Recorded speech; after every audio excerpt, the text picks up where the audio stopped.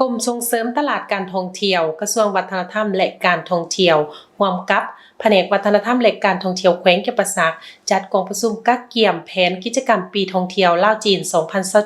2027 ในวันที่ 30 กรกฎาคม 2026 กรมส่งเสริมตลาดการท่องเที่ยวกระทรวงวัฒนธรรมและการท่องเที่ยวร่วมกับแผนกวัฒนธรรมและการท่องเที่ยวแขวงจำปาสักจัดกองประชุมกักเกี่ยมแผนกิจกรรมปีท่องเที่ยวลาวจีน 2027 กองประชุมจัดขึ้นที่แผนกดังกล่าวโดยภายใต้การร่วมเป็นประธานของท่านนางเตระวรรณ แก้วพิรวรรณหัวหน้าแผนกวัฒนธรรมและการท่องเที่ยวแขวงจำปาสักท่านนางมีนาสาครธรรมวงศ์ไสหัวหน้ากรมส่งเสริมตลาดการท่องเที่ยวกระทรวงวัฒนธรรมและการท่องเที่ยวมีต่างหน้าแผนกวัฒนธรรมและการท่องเที่ยวแขวงขมวนสวรรณเขตสารวัตรหัวหน้าแขนงการผู้ประกอบการธุรกิจการท่องเที่ยวพนักงานเกี่ยวข้องเข้าร่วม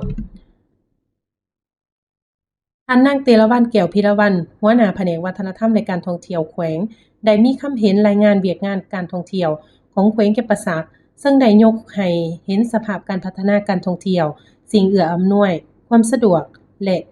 สถานที่ท่องเที่ยวสำคัญของแขวงจากนั้นท่านนางมีนาสาครธรรมวงศ์ไสหัวหน้ากรมส่งเสริมตลาดการท่องเที่ยวกระทรวงวัฒนธรรมและการท่องเที่ยวกล่าวว่าการจัดปีท่องเที่ยวลาวจีน 2027เป็นกิจกรรมสำคัญที่สะท้อนให้เห็นการสืบต่อสายพัวพันมิตรภาพอันยาวนานและการร่วมมือแบบคู่ร่วมยุทธศาสตร์รอบด้านระหว่างสาธารณรัฐประชาธิปไตยประชาชนลาวและสาธารณรัฐประชาชนจีนขบวนการนี้จะเป็นกลไกสำคัญในการส่งเสริมการท่องเที่ยวแลกเปลี่ยนวัฒนธรรมเพิ่มทวีการลงทุนและการค้าพร้อมทั้งสร้างผลประโยชน์ร่วมกันให้แก่ทั้งสองประเทศฉะนั้นกองประชุมนี้มีจุดประสงค์เพื่อร่วมกันปรึกษาหารือและพิจารณาแผนการกิจกรรมและกลไกการประสานงานให้มีความรัดกุมและมีประสิทธิผลเพื่อให้การจัดปีท่องเที่ยวลาวจีน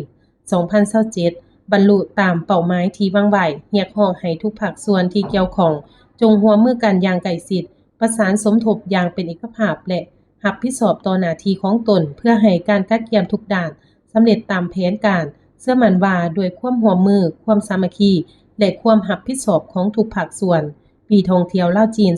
2027 จะประสบผลสำเร็จอย่างจบงามช่วยยกสูงภาพลักษณ์ของประเทศลาวในเวทีสากลดึงดูดนักท่องเที่ยวและการลงทุนจาก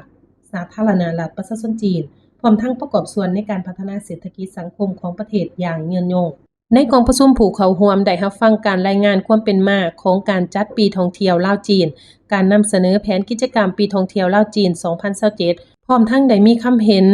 แลกเปลี่ยนร่วมกันเติมอีกเพื่อเฮ็ดให้แผนกิจกรรมได้สอดคล้องกับท่าแรงด้านการท่องเที่ยวของแต่ละท้องถิ่น